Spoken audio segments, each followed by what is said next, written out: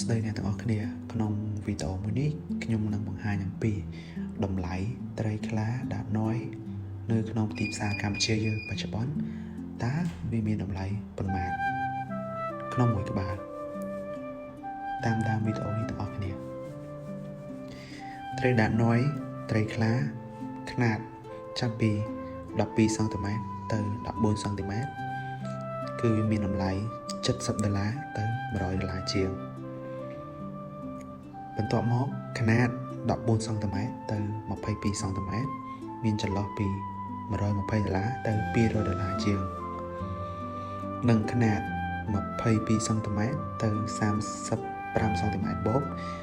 វាមានតម្លៃចន្លោះពី$200ទៅ$500ជាងជាប្រភេទត្រីស្អាត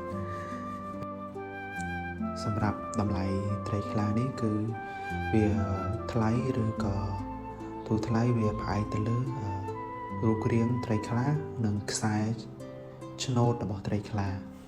អញ្ចឹងវាអាចប្រែប្រួលតាមរូបរាងនិងការស្អាតរបស់វាអញ្ចឹង